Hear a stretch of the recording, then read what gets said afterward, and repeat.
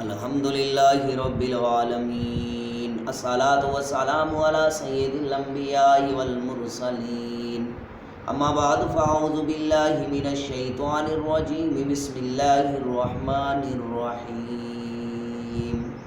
وَلَنَبْلُوَنَّكُمْ بِشَيْءٍ مِّنَ الْخَوْفِ وَالْجُوعِ وَنَقْصٍ مِّنَ الْأَمْوَالِ وَالْأَنفُسِ وَالثَّمَرَاتِ۔ آمنت باللہ، صدق اللہ العلی العظیم، وصدق رسولہ النبی الکریم۔ ان اللہ وملائکتہ یصلون علی النبی، یا ایھا الذین آمنوا صلوا علیہ وسلموا تسلیما۔ تمام حضرات بواز بلند درود شریف پڑھیں۔ اللہم صلی علی سیدنا و مولانا محمد وعلی آل سیدنا و مولانا محمد وبارک وسلم۔ اللہ تبارک و تعالی کی حمد و ثنا کے بعد کروڑ درود صاحب الاولاق نبی پاک حضور احمد مجتبیٰ محمد مصطفیٰ نبی کریم صلی اللہ علیہ وآلہ وسلم پر، ان کی آل پر، بندے ناچیز نے کچھ آیات مقدسہ پڑھنے کا شرف حاصل کیا ہے۔ دعا ہے کہ اللہ تبارک و تعالی اس آیات کا مفہوم تفصیل مجھے صحیح بیان کرنے کی توفیق عطا فرمائے، اور ہم سب کو اس پر عمل کرنے کی توفیق عطا فرمائے۔ خالق کائنات میں قرآن المجید فرقان حمید میں فرمایا، وَلَنَبْلُوَنَّكُمْ بِشَيْءٍ مِّنَ الْخَوْفِ وَالْجُوعِ وَنَقْصٍ مِّنَ الْأَمْوَالِ وَالْأَنفُسِ وَالثَّمَرَاتِ۔ اللہ تبارک و تعالی فرماتا ہے کہ میں اپنے بندوں کو کسی نہ کسی چیز سے آزماتا ہوں، جب وہ آزمائش پہ پورے اترتے ہیں تو میں انہیں بہت ہی خوش انعام دیتا ہوں، میں انہیں اپنے انعام سے نوازتا ہوں۔ کسی وہ جو آزمائش ہو سکتی ہے وہ بھوک کی وجہ سے بھی ہو سکتی ہے، وہ پیاس کی وجہ سے بھی ہو سکتی ہے، وہ دشمن کے خوف کی وجہ سے بھی ہو سکتی ہے، وہ کسی پھلوں کی کمی کی وجہ سے بھی ہو سکتی ہے۔ اللہ تبارک و تعالیٰ فرماتا ہے یہ ساری آزمائشیں میں اس بندے کو دیتا ہوں، کچھ مال سے، کچھ پیاس سے، کچھ بھوک سے، کچھ پھلوں کی کمی کی وجہ سے، کچھ دشمن کے خوف سے اس کو میں آزماتا ہوں۔ جب وہ آزمائش پہ کامیاب اترتا ہے تو میں اسے جنت کے اندر خوشخبری سناتا ہوں، میں اسے جنت کے اندر خوب انعام عطا کرتا ہوں۔ یہ اس کے لیے ہے جو بندہ اپنی آزمائش میں کامیاب ہوتا ہے، اور اللہ تبارک و تعالیٰ اپنے پیاروں کو آزماتا ہے، اور جب وہ آزمائش پہ کامیاب اترتے ہیں تو ان کو بے شمار انعامات عطا کرتا ہے۔ دیکھیں کہ جب بی بی ہاجر رضی اللہ تعالی عنہما دیکھیں، جب وہ حضرت اسماعیل علیہ السلام چھوٹے سے تھے، آزمائش کا وقت تھا، ان کو لے کر جب صفے مروہ پہ پہاڑی پہ اوپر بٹھایا، وہاں پہ کچھ بھی نہیں تھا، کچھ بھی نہیں تھا، صرف صحرا ہی صحرا تھا۔ اور جب بچے کو، چھوٹے سے معصوم سے بچے کو پیاس ہوئی، یعنی پیاس کی وجہ سے اللہ تبارک و تعالیٰ نے ان کو پیاس کی آزمائش کی، تو وہ دیکھیں کہ کبھی صفا کی طرف جاتی ہے، کبھی مروہ کی طرف جاتی ہے، کبھی ادھر دوڑتی ہے، کبھی ادھر دوڑتی ہے۔ کیا تھا؟ وہ آزمائش تھی۔ کبھی دیکھیں جب اللہ تعالیٰ نے اسے آزمائش میں کامیاب پایا تو پھر اسی بچوں کے قدموں کے نیچے دیکھا کہ پانی چل رہا ہے، اسی بچوں کے نیچے، قدموں کے نیچے اتنا پانی چل رہا ہے کہ پانی ختم ہونے کا نام بھی نہیں لے رہا۔ بی بی نے جب اس پانی کو روکا تو کہا زمزم، اسی لیے اس پانی کا نام بھی زمزم ہے، اور آج تک اس پانی جو ہے وہ آج تک پانی چل رہا ہے، اور اس پانی میں شفا ہے۔ کیا تھی؟ اللہ تعالیٰ نے جب اس اپنے پیارے نبی کو آزمائش دی، اس آزمائش میں کامیاب اترے تو پھر انہی کے قدموں سے وہ پانی چلا دیا۔ ان کو پیاس کی وجہ سے اللہ تعالیٰ نے آزمائش دی، تو کسی کو بھوک کی وجہ سے دی۔ حضرت ایوب علیہ السلام کی دیکھیں، حضرت ایوب علیہ السلام کا قصہ پڑھ کے دیکھیں، حضرت ایوب علیہ السلام کی کہانی پڑھ کے دیکھیں کہ حضرت ایوب علیہ السلام کو اللہ تبارک و تعالیٰ نے کس طرح آزمائش دی۔ اللہ تعالیٰ نے ان کو اس طرح آزمائش دی، پہلے تو اللہ تبارک و تعالیٰ نے انہیں بے شمار دولت عطا کی، ہر وقت وہ اللہ تعالیٰ کا شکر کرتے تھے، لیکن جب آزمائش کا وقت ہوا، جب اللہ تعالیٰ نے آزمائش دی تو سارے ان سے دولت لے لی، یہاں تک کہ ان کا گھر بھی چلا گیا، یہاں تک کہ ان کی جتنے بیوی تھی ساری چلی گئی، ایک بیوی آ کے بچی، یہاں تک کہ ان کو کھانے پینے کا کچھ بھی سامان نہیں تھا، لیکن پھر بھی شکر پڑھتے تھے۔ ابھی بھی آزمائش ان کی کم نہیں ہوئی تھی، یہاں تک کہ اللہ تبارک و تعالیٰ نے ان کا وہ جسم تھا، جسم کا جو چمڑا ہوتا ہے، وہ جسم تھا، وہ بھی اللہ تبارک و تعالیٰ نے لے لیا، انہیں ایسی بیماری دے دی جس سے اس کا جو جسم تھا، جو جسم کی اوپر والی کھال تھی، وہ ساری کی ساری اتر گئی۔ یہ اتنی بھی سی آزمائش دی اللہ تعالیٰ نے پھر بھی وہ شکر کرتے تھے، اور اتنا کہا گیا ہے اتنا شکر کرتے تھے کہ کبھی اگر کوئی کیڑا بھی آ کر اس کے جسم کے اوپر چڑھ جاتا تھا، وہ جیسے کیڑے کو اٹھاتے تھے، نیچے گرتا تھا، کیڑے کو اٹھا کر اپنے جسم پہ لگا لیتے تھے، پھر وہ اٹھاتے تھے اپنے جسم، پھر گرتا تھا، پھر اٹھا کے اپنے جسم پہ لگا دیتے تھے۔ کسی نے پوچھا حضرات یہ کیا کر رہے ہو؟ وہ کیڑا تو آپ کو تکلیف دیتا ہے، اب پھر اس کیڑے کو اٹھا کر اپنے جسم پہ لگاتے ہیں۔ تو وہ کہنے لگے اس کیڑے کی جو روزی ہے اللہ تعالیٰ نے میرے جسم پہ لکھی ہوئی ہے، اس کی جو خوراک ہے میرے جسم پہ لکھی ہوئی ہے، میں کون آتا ہوں اس کی خوراک بند کرنے پر۔ جب وہ آزمائش پہ کامیاب اترے تو اللہ تعالیٰ نے انہیں بھی بے شمار انعامات عطا کیے، اتنے انعامات عطا کیے کہ پہلے سے بھی زیادہ دولت عطا کر دی اور پہلے سے بھی زیادہ حسن عطا کر دیا۔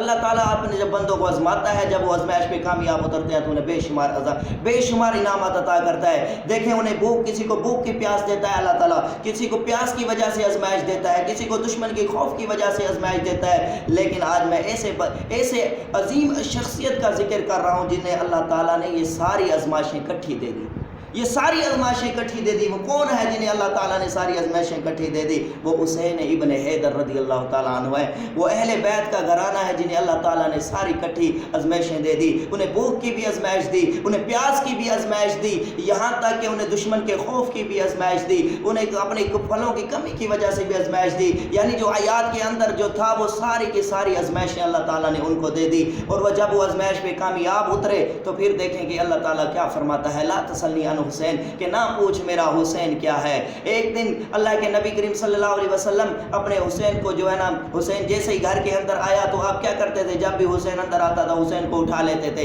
حسین کو اٹھا کر اس کے چہرے پہ جو ہے بوسہ دیتے تھے، اس کی گردن پہ بار بار بوسہ دیتے تھے۔ کسی صحابی نے عرض کیا حضور یہ آپ کیسا عمل کرتے ہیں؟ جب بھی حسین پاک کو دیکھتے ہیں تو آپ اسے اٹھا لیتے ہیں، گود میں بٹھا لیتے ہیں اور چہرے پہ اور گردن پہ جو ہے بوسہ دیتے ہیں، بار بار بوسہ دیتے ہیں۔ اس کی حقیقت کیا ہے؟ تو آپ نے فرمایا لا تسلنی عن حسین، نہ پوچھ میرا حسین کیا ہے۔ ایک دن حضرت حسین پاک کسی صحابی کے بچے کے ساتھ کھیل رہے تھے، کھیلتے کھیلتے وہ اس طرح کھیل رہے تھے کہ ایک اینٹ کو اٹھانا ہے، فلاں مقام پہ پہنچانا ہے۔ جب وہ اینٹ وہاں پہنچتی ہے تو پھر وہ صحابی جو تھا وہ امام حسین پاک کو اٹھاتا ہے، وہاں لے جاتا ہے۔ جب حسین پاک کی باری آئے گی تو حسین پاک اسے اٹھائے گا، وہاں لے جائے گا۔ اسی طرح پہلے جب اینٹ پھینکی تو امام حسین پاک اس پہ اوپر سوار ہو گیا، حسین رضی اللہ تعالیٰ عنہ کی باری تھی، اس کے اوپر سوار ہونا تھا، وہاں پہ پہنچ گئے۔ تو پھر جب اس کی باری آئی تو حسین پاک کو کہا کہ اب میری باری ہے، میں آپ کے اوپر سوار ہوں گا۔ تو حسین پاک بھاگ گئے وہاں سے۔ جب بھاگ گئے تو وہ کہنے لگے کہ میں تمہاری ابا سے شکایت کروں گا، میں حضرت علی رضی اللہ تعالیٰ عنہ کو بتاؤں گا کہ آپ میرے ساتھ کھیل رہے تھے، جب آپ کی باری آئی تو آپ مجھ پہ سوار ہوئے، جب میری باری آئی تو آپ مجھے کیوں نہیں سوار ہونے دیتے؟ جب حضرت علی رضی اللہ تعالیٰ عنہ کو اس صحابی کے بچے نے جا کے بتایا کہ حسین رضی اللہ تعالیٰ عنہ نے میرے ساتھ یہ کہا ہے، میرے ساتھ یہ کیا ہے، تو حضرت علی رضی اللہ تعالیٰ عنہ نے فرمایا لا تسلنی عن حسین، نہ پوچھ کہ میرا حسین کیا ہے۔ حضرات محترم، اور جب وقت آیا آزمائش کا، 10 محرم الحرم کا دن تھا، 10 محرم الحرم کا دن تھا، ایک طرف جو تھے خیمے لگے ہوئے تھے، 71 لاشیں جو تھی زمین کے اوپر رکھی ہوئی تھی اور خیموں کے اندر سے قرآن پاک کی آواز آ رہی تھی۔ حسین پاک نے کیا کیا؟ سب سے پہلے جو ہے سوار ہوئے، تیار ہونے کے بعد خیموں کے اندر چلے گئے۔ خیموں کے اندر جا کر بیویاں جو قرآن پاک پڑھ رہی تھی، ایک بیوی نے کہا کہ قرآن پاک بند کرو، اور جو ہی حسین پاک کھڑے ہوئے ہیں، بی بی زینب نے کہا کہ حسین پاک آئے ہوئے ہیں، پہلے اس کی زیارت کر لو۔ بیویوں نے کہا کہ بی بی کیسی بیوی ہے، تو کیسی بیوی ہے کہ تم کہتی ہے قرآن پاک بند کریں، کیوں، کس لیے بند کریں؟ آپ نے فرمایا کہ پہلے جو آیا ہوا ہے، جس پہ جو آیا ہوا ہے پہلے اس کی زیارت کر لو، ایسا نہ ہو کہ یہ جب چلا جائے پھر نصیب، اس کی زیارت ہمیں نصیب ہوتی ہے کہ نہیں ہوتی۔ تمام بیویوں نے وہ قرآن پاک جو تھے وہ بند کر کے امام حسین پاک کی زیارت کی۔ زیارت کرنے کے بعد حسین پاک جب گھوڑے پہ سوار ہوئے، گھوڑے کو کہا کہ چل، گھوڑا ایک قدم بھی آگے نہیں گیا، وہیں پہ کھڑا ہے۔ پھر حسین پاک نے گھوڑے کو کہا کہ چل کربل کے میدان پہ چل، پھر وہ گھوڑا وہیں پہ کھڑا ہے، پھر نہیں جاتا۔ تیسری بار پھر حسین پاک نے کہا کہ گھوڑے تو چلتا کیوں نہیں ہے، کیا وجہ ہے؟ اگر تم ڈرتا ہے دشمن سے، چلا جا جنگل کی طرف چلا جا خوب سیر کر، جا خوب پھل وغیرہ جا کے کھا، جا تم اپنی زندگی حسین خوشی سے گزار، تم کیوں ہماری طرح آزمائش میں آیا ہوا ہے؟ لیکن گھوڑے کو اللہ تعالیٰ نے زبان دے دی۔ گھوڑے نے کہا نہیں حسین پاک، میں یہ نہیں دیکھ رہا، اس لیے نہیں جا رہا کہ مجھے دشمن کا خوف ہے، اس لیے نہیں جا رہا کہ مجھے آخر ڈر ہے ان یزیدوں کا، میں تو وہ پیچھے دیکھ رہا ہوں، وہ معصوم سی بچی کو دیکھ رہا ہوں جو چھوٹی سی 6 سال کی بچی ہے، تپتی ہوئی ریت پہ بار بار کہتی ہے بابا ایک بار رکو، بابا بابا ایک بار رکو. جب حسین پاک نے دیکھا تو وہ چھوٹی سی معصوم سی بچی جو تھی وہ بی بی سکینہ تھی. بی بی سکینہ کے پاس گئے, اسے بوسہ دیا. بوسہ دینے کے بعد امام حسین پاک گھوڑے پہ سوار ہوئے. گھوڑے پہ سوار ہو کے جب میدان کربلا میں پہنچے, میدان کربلا میں جب پہنچے تو یزید جب وہ دیکھا نا شیر خدا کے لال کو, تو قسم خدا کی ان کا سامنا نہیں کر سکتے تھے. قسم خدا کی ان کو دیکھ کے ڈر گئے اور کہا کہ اب ان کا سامنا کیسے کیا جائے, وہ تو شیر خدا ہے. کسی کی مجال بھی نہیں تھی کہ ان کے سامنے آ کر اپنا وار کرے. کوئی بھی ان کے سامنے آنے کو تیار نہ تھا. تو ان یزیدوں میں سے ایک نے کہا کہ یہ جو اہل بیت کا گھرانہ ہے اسے نماز سے بہت محبت ہے. ایسا کرو, ہم یزیدوں میں سے کسی کو بولو کہ وہ اذان دے. جیسے ہی اذان کی آواز حسین پاک سنیں گے وہ نماز اختیار کریں گے. جیسے ہی وہ نماز اختیار کریں گے اسی وقت ہم جو ہے نا انہیں شہید کر دیں گے. جب بھی ایک یزید نے اذان دی تو حسین پاک نے جیسے جس طرح اذان سے محبت تھی, نماز سے تو محبت ہی تھی, جیسے ہی اذان کی آواز سنی تو آپ نے اللہ اکبر کر کر نماز پڑھنا شروع کر دی. جیسے ہی آپ سجدے کے اندر گئے تو یزیدوں نے آپ کو جو ہے نا آپ کو تلوار مار کر آپ کو شہید کر دیا.